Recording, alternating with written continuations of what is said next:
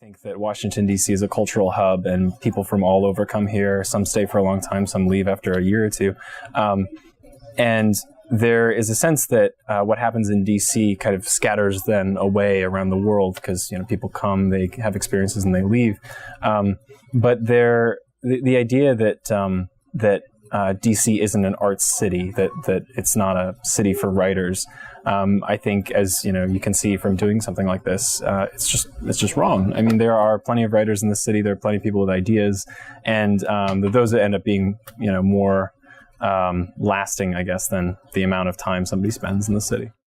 In 2 years of working here, I've hosted dozens of events, but I have to say this is the one I'm most excited about because I've always been proud of the local, but not always so highly visible local art scene. And it's great to have another forum to help promote this. There are, of course, a lot of great similar projects out there that I want to quickly pay homage to, especially Richard Peabody, who's here back there, who's done more than anyone I know to promote the local art scene in his local anthologies. We also learned that there was a similar project, well, not a similar project, but a project with the same name that's been on hiatus for about a decade by Laurie Strobliss, who's here today. So I want to thank her for all of her work for local art scene. And I'm going to try and keep this as brief as possible because we want to get as many contributors to read today. It's really too bad that we don't have more time to have everybody read, but we'll work on that for our next time out. But I want to begin by thanking our owners, Brad Graham and Lissa Muscatine. Lissa's right there, for giving us the thumbs up and the resources to launch this literary anthology without asking too many questions about the finances part, which is a good thing because we still don't know the answers, but they were. And to all of you who contributed, thank you for bearing with us because this is our first time out and it took us a little while to figure out what we were doing, but the next time, which we hope will be as soon as next week when we open it up for submissions again, we'll have a much more efficient process. So please keep an eye on our website. I also want to take a moment to thank all of the Politics and Prose staff who worked on this on a largely volunteer basis. Not all of them are here today, but I see Hannah Oliver right there. And Rose Levine, who's also a contributor, and she's sitting right back there, Rose. And Mike Ravenscroft, who did more than anybody to help put this together. And after the event, if you haven't visited Opus, which is our book printing machine that District Lines was printed on, go take a look and say hi to Bill Leggett, who also helped us put this together and was on our staff. And you can even see this printed in real time, which is pretty cool. It actually comes hot off the press. It makes perfect sense that Politics and Prose would have this idea because they know that Washington's a literary city, even though a lot of other things go on here for which the city's famous. I'm so happy about this event. My poem has two distinctions. It's very short, so if you have to clear your throat, I suggest you do it now or you'll miss it. And it's probably the only poem ever written that praises summer in Washington. I used to live near the Buffalo Bridge and spent a lot of time standing on it looking out over Rock Creek Park, which is quite a wonderful thing to do. Hugh Street Bridge. Except this stranded season in the city, wet streets lamplit, distances unclear, we'll stand on the bridge and watch the night make forests of these parks. The dark adapts us, slides to the horizon, and we're tropical and prosperous in the August air. I'm going to read a poem called On the C&O Canal, which is particularly appropriate for me to read today since yesterday was my 60th wedding anniversary.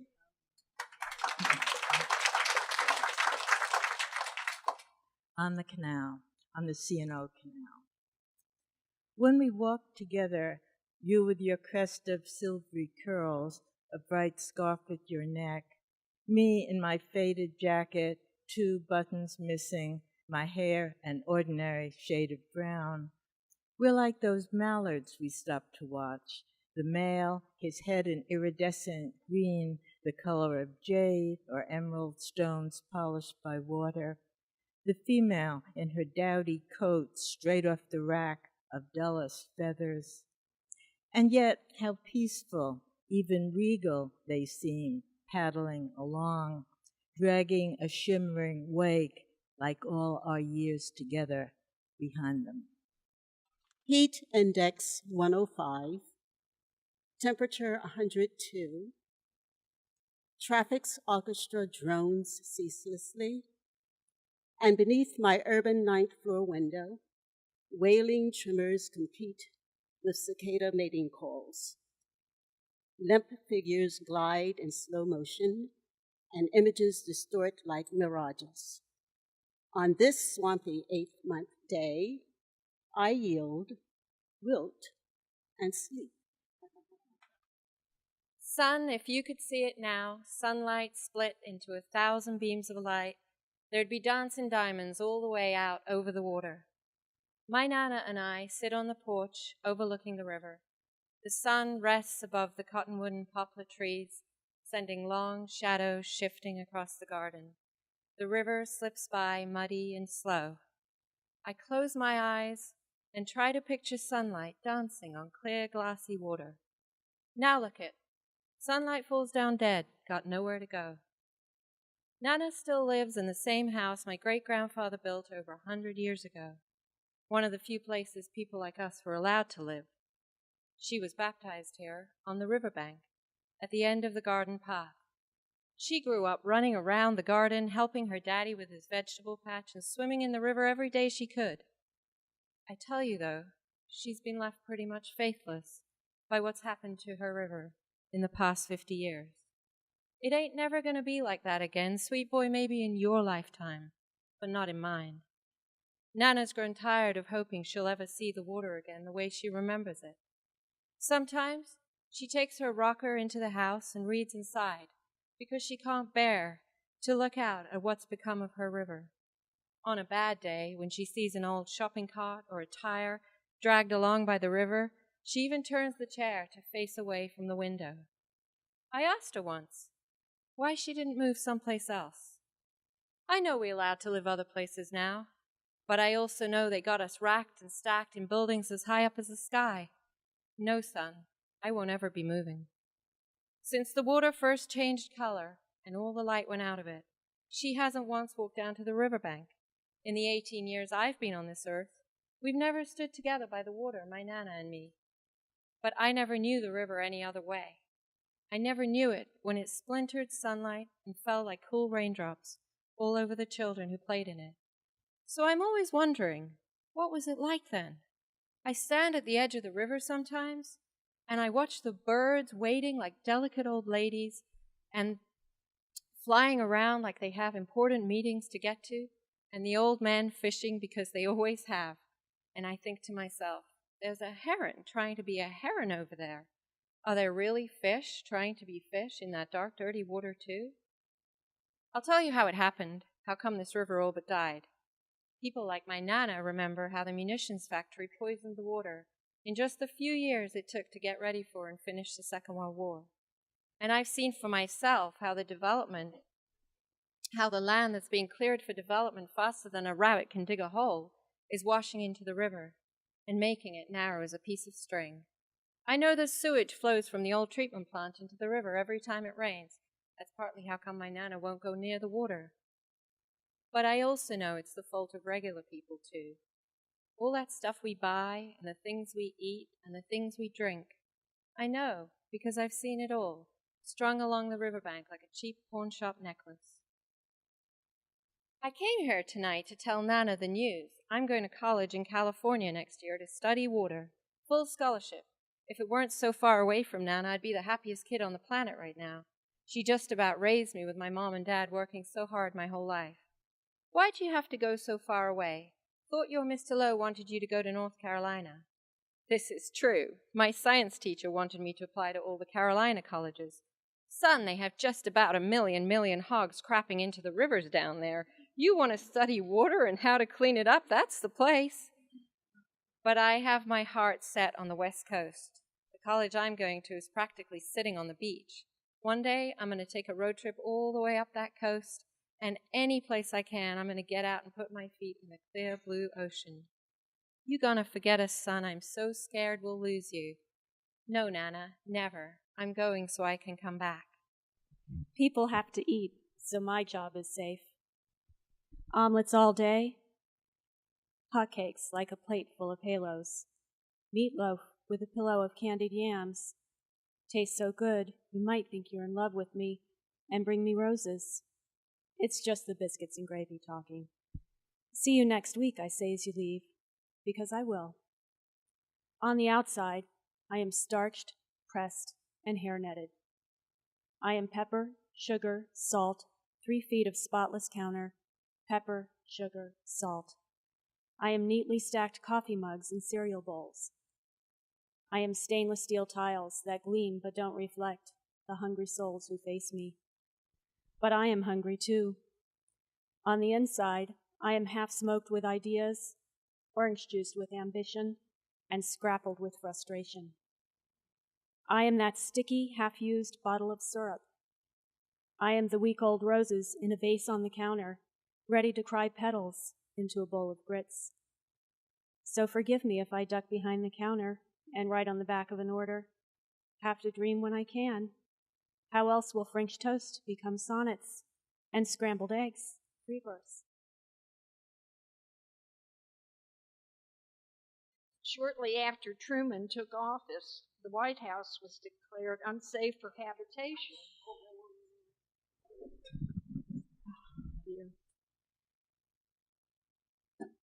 The first family that had to move across the street to the Blair house, Red's got a call that there was a leak in the president's bathroom. The water was coming from Margaret's bath on the floor above. The staff would not enter a room when the president was there but Truman said, "Come on in."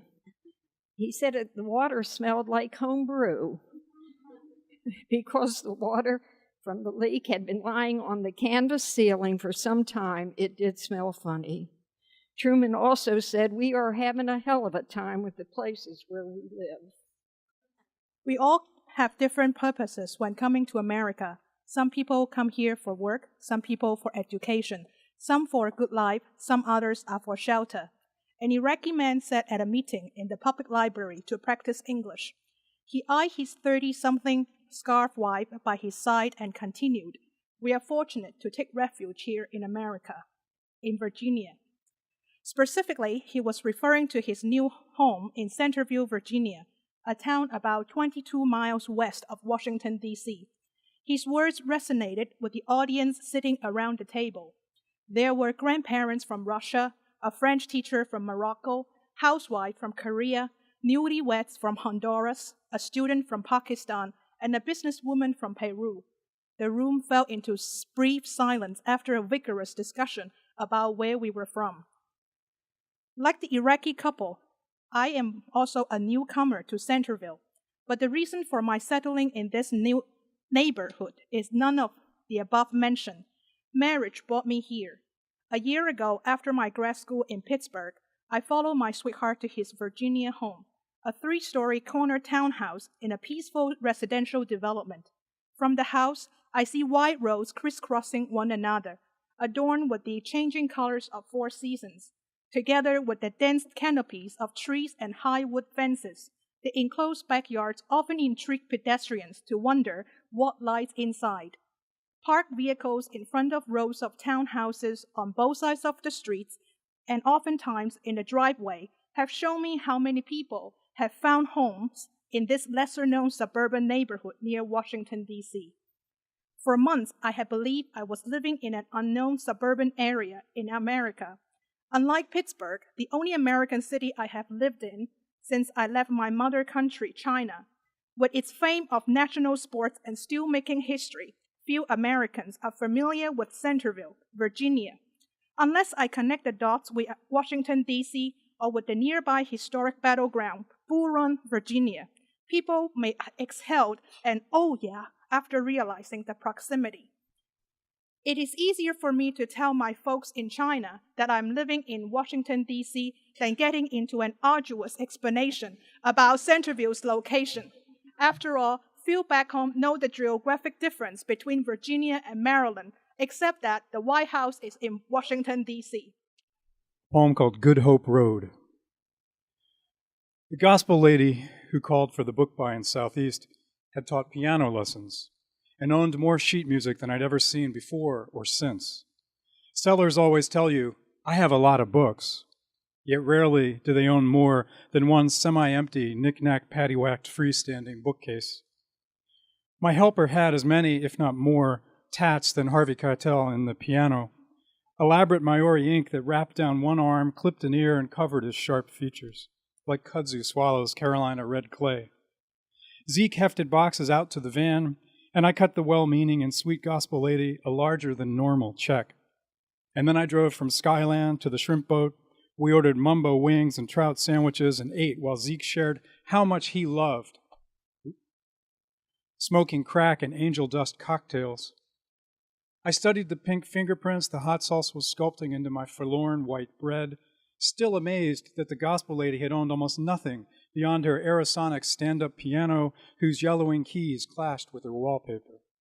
She'd been pretty wary about opening her door when she saw Zeke and his red and blue tats, told me she was letting the sheet music go because she was getting glaucoma, and besides, she knew all of that music by heart, after teaching in the D.C. public school system for more than 40 turbulent years.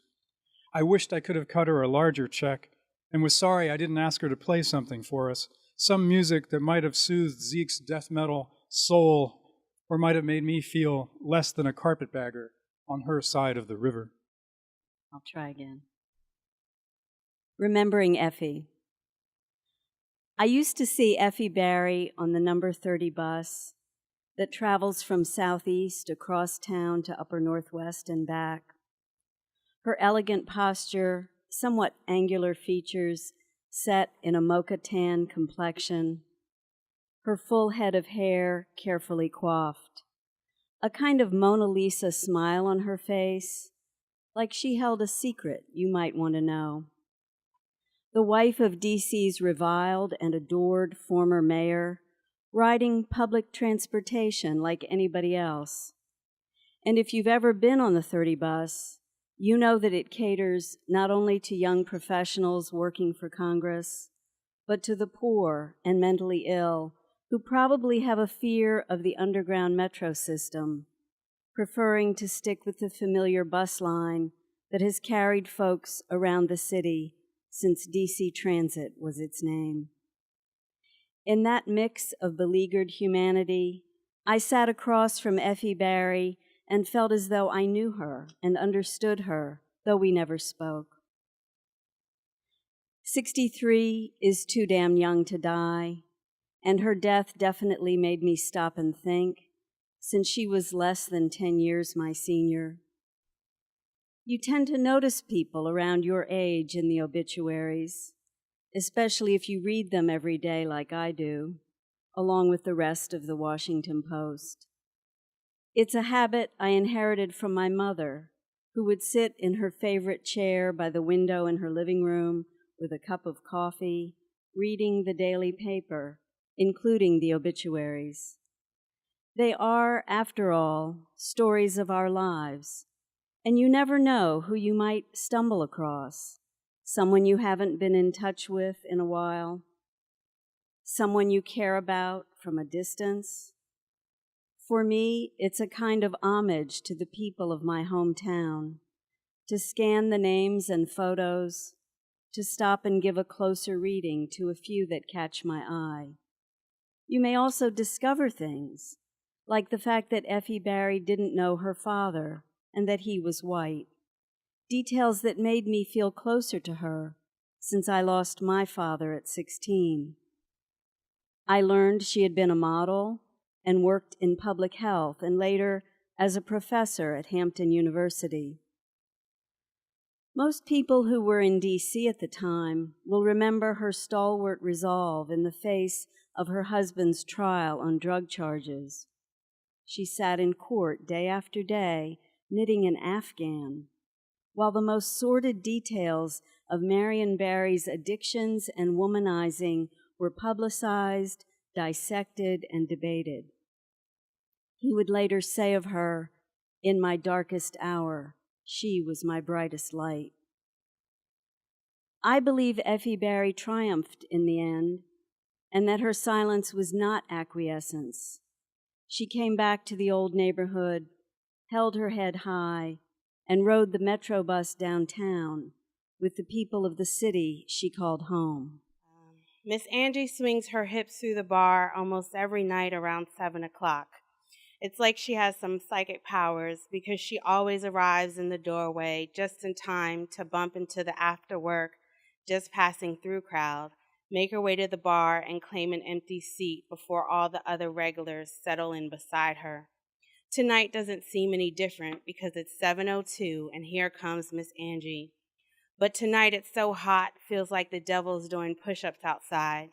I've been around the world and back on a boat, compliment to Uncle Sam, and one thing I know for certain is there ain't nothing like a DC summer. Even after the sun goes down, the air is still thick, seems to hang so low it almost touches the top of your head and grazes your cheek. And on top of that, our AC broke down last night, thankfully at the end of my shift. I thought they closed the bar. I mean, who would drink liquor in this heat? But when I called this morning, the owner said, "Course we open. In the 40 years I've owned elevators at Petworth, I've only closed down Christmas and Easter. And that's only because I don't think it would be right to be drinking on the days Jesus was born and rose up again. But any other day, we open." Miss Ella added the at Petworth apart a few months back, and she keeps saying it out loud so it will stick. Apparently our neighborhood is up and coming, and she wants to attract a whole new crowd. But to me, we don't need a fancy neighborhood name. This place is just home, and if you don't know that, then you shouldn't bother coming in. Sighed. But there's no air, I said, stating the obvious. Child, please. People would drink on the sun if the price was right. I assumed, as it usually does, that her massive chest, that is always damp and sprinkled with flour because she just threw some chicken to the fryer, heaved with every word. So now I'm here behind the bar, sweating my ass off, trying to catch a breeze from one of the 3 fans that's just pushing hot air from one corner to the other, and watching Miss Angie as she comes through the heavy oak door. She's a tiny thing, maybe $1.20 soaking wet. Tonight she's in her too short skirt. This one is silver with little sequins that damn near blind you when the light hits it. Her white t-shirt cut real low with the best of her breasts pushed to the top barely covers her stomach so you can see it wrinkled and folded over her hips. She's wearing her usual metallic high heels that add about 4 inches to her frame. And tonight she's chosen the short, blondish-colored wig. If she has to wear a wig, then I prefer the long red one with the bangs. But in all honesty, she looks better with her real hair that's cut close and has a small, delicate curl. I like this part when she comes in because she may be old, but one thing she knows how to do right is walk. Not like these young girls who just put their ass up in the air like that's the only thing a man notices. No, Miss Angie walks with her hips, lets them rock to a rhythm that must be playing in her head. She takes her time with it, walks like she ain't selling it, but she ain't giving it away all for free either. Her skin is the color of almonds, and you can tell that she was pretty back in the day, but now she has life all over her face, too much hard loving, drinking, working dead-end jobs, and chasing men with nothing to give her. It's all there if you look hard enough, but most people probably don't. It started with the tree. On our drive home from work each night, Leah and I had been watching a Christmas tree lot that had sprung up on Georgia Avenue, where a used car lot had been. Out front, someone had fastened a crudely painted sign to a post that read, "Natural only, no pesticides." There were rarely more than 2 or 3 people looking around. The lighting was dim. Night after night, the trees remained in their spots, like a group of picketers. And yet, out of some feeling we couldn't quite name, it wasn't pity, I know that now. We decided this was where we'd buy our tree. That night, about 2 weeks before Christmas, business had picked up a little at the lot. There was a man in surgical scrubs underneath his coat, and an older couple. The man was using a walker, and his wife held absently onto the bar, as if she might lose him otherwise. There was a heavy-set woman in sweatpants and a sweatshirt that showed 2 reindeer talking and a cartoon bubble that I couldn't read. Someone's kids were running up and down the rows, shrieking and clutching Big Bird and Cookie Monster toys. We walked uncertainly through the lot, as if we were at a party of strangers. Most of the trees were slumped over, wallflowers. Others had no discernible shape, and still others had so much space between limbs you could read the brightly lit signs across the highway through them. Dark meat special, 21 pieces. At Mattress King, size matters. I'm still not done with your shopping, Leah said. I'm waiting on something that hasn't come in yet. Well, don't worry if it doesn't, I said. I'll still be here after the holidays. I had gotten Leah some perfume and a book on making jewelry, but I couldn't be sure what she would think. Last year she had taken back the dress I got her. We walked through the neat lines, humming parts of the same song, when a kid in a ski cap picked up our trail. He worked there and wanted to answer any questions we had. He told us that the trees had come from the western part of Maryland, and we nodded as if that was reassuring to us. Were they dragged all that way? I whispered to Leah. Every once in a while, he'd say, "That's a nice one there," and we'd stop and look out of politeness. He couldn't have been more than 15. He might have had braces, but he seemed to know plenty about Christmas trees. In fact, he seemed to be running the place. The 2 other guys who were working there were old enough to be his father. They kept coming to him for a consultation. "What's the price on the 7-footers again?" "Dave," they said, "do we just have the one kind of stand?" "Dave, this fellow wants to knock off $10 because of the bald spots." Did I mention this was when Leah was trying to get pregnant? "So what kind of tree are you folks looking for?" Dave wanted to know. He said folks. "The triangular kind," Leah said. Dave wasn't sure how to take that. "Let me show you some over here," he said. And as we followed, we noticed the older man and woman studying a tree that one of the workers was holding up for inspection. Their faces were twisted. Dave reached into a line of taller trees and pulled out one that didn't look half bad, only it was curved up top. "It's kind of bent," I said. Leah's eyes were starting to glaze over. She was getting the twitch. "We need greenery, too," Leah said. This was news to me, and I wondered if she didn't say it out of that nervous habit she has. When she feels stuck with silence, she says anything. Our little apartment didn't even have a mantel or even stairs. "Did you want this one?" Dave asked, and spun the tree for us. The way his eyes washed over it, the tree might have been his homely sister that he was trying to get someone to take to a dance. Leah said, "That looks like a good one to me." "What about the curve up top?" I said. Leah shrugged, and that was that. She had hoped she'd be pregnant by Christmas, just as she had hoped last year and the year before.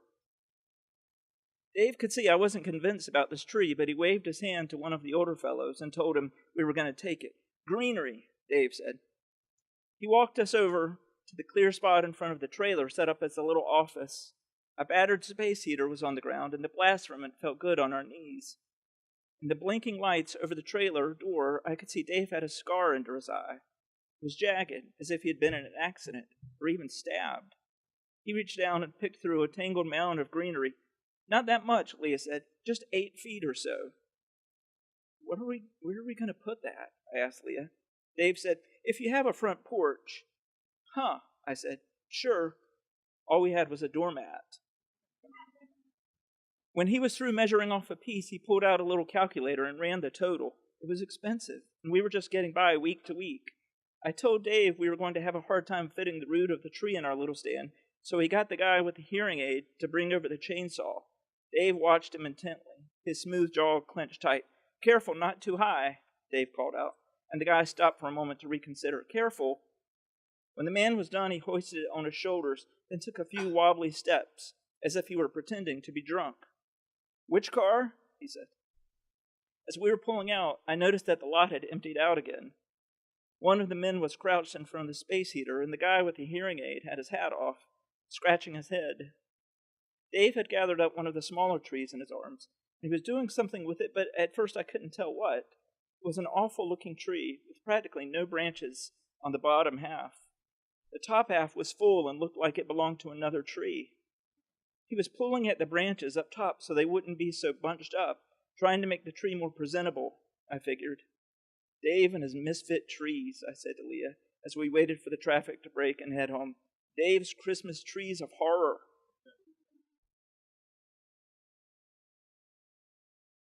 My thanks to Politics and Prose and everyone who made this happen.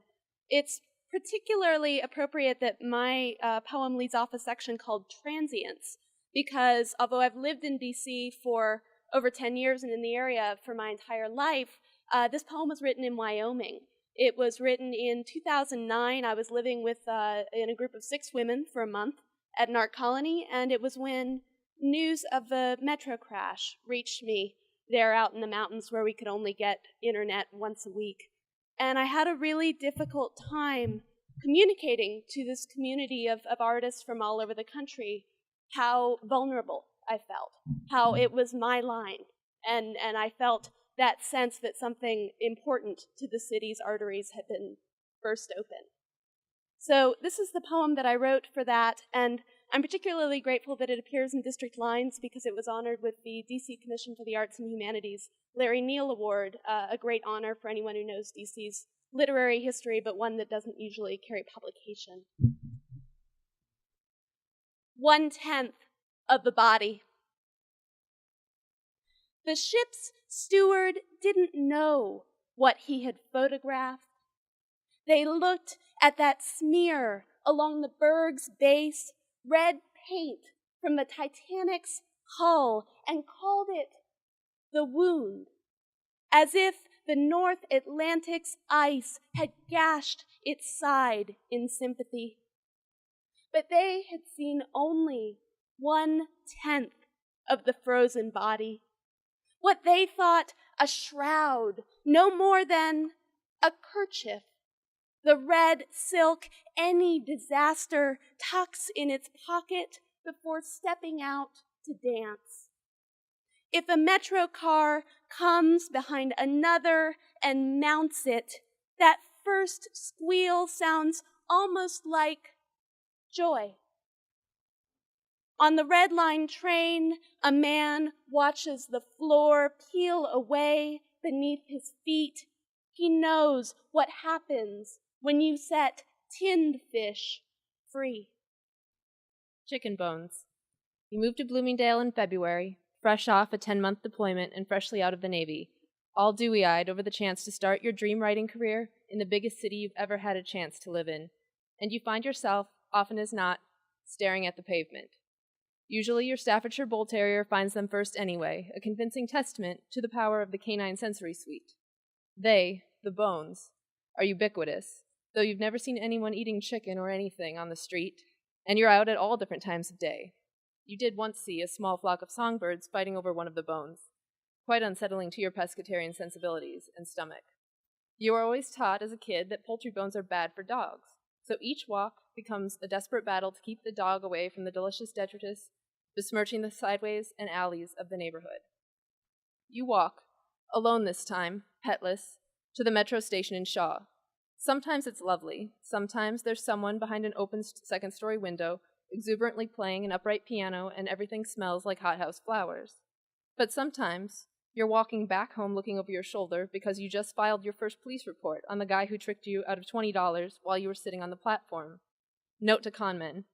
As a mark, a woman who grew up working class on the Great Plains is gullible but not stupid. She knows exactly how many 20s are in her wallet. Sometimes you're cutting across LeDroit Park, 5 months pregnant, and walking faster than some people jog, because some guy is following you. Note to players. No one is named Girl. It's been years since she could be called a baby, and she's probably not being nonchalant. You try to start a poetry-based webcomic about living in the district. You promise yourself, we're doing this. Twice a week, indefinitely. Then twice a week, 50 installments. Then 13. You make it to 12 after 4 months. Still not done. Though you may have touched greatness with the piece about the possum versus dog battle in your backyard. You find that you don't know enough. Not about the city, not about the next block. If there's a vibe, you're a broken bit of catgut, not vibrating. So you focus on your work, the writing, sending off short stories with hope and being debilitated with each rejection. 5 blocks away in Eckington, your brother-in-law is also trying to be a writer. You don't call him, though, or much talk about it when you see him, for fear that things are going just as badly for him. Or worse. Much, much better. Like when you went to that reading at Big Bear and everyone was so obviously so much better than you, dedicated and brave, and that grail of grails published. You find some freelance work that pays, a little. You're grateful your husband's job comes with health insurance. You start planning meals so you can be sure to afford the mortgage. This isn't how you expected your dream writing career to feel. Bloomingdale is not the core of the problem. Bloomingdale is lovely. Everyone says so. This is the core. You don't know how one makes friends once all grown up and out of school and working out of the home, or staying at home eating ice cream and waiting for inspiration with a capital I to come along. There are no coworkers at Your Home and Company, LLC, to go out with for drinks at closing. No classmates to debate with in your third-floor office that is really more grandiose than you deserve. When you catch a glimpse of the Washington Monument amongst the turrets of the neighborhood, will you feel lucky, awestruck, or guilty that you spent 2 hours at lunchtime rewatching old episodes of The Office and being jealous of their scripted camaraderie? All you hear about Bloomingdale is how friendly it is. That, and how it floods every time it rains.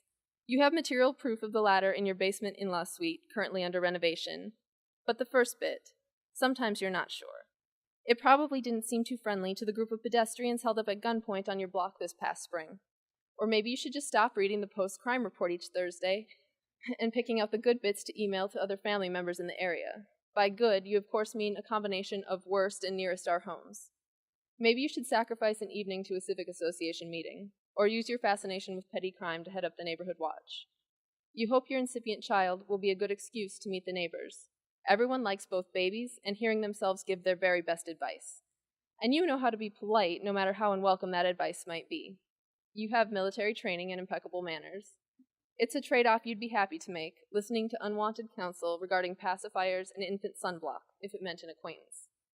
So you walk in Bloomingdale, sometimes alone, sometimes with your pet, soon enough with your baby, and you see neighbors talking to neighbors, and you wonder when you'll be a part of it, how to make that happen.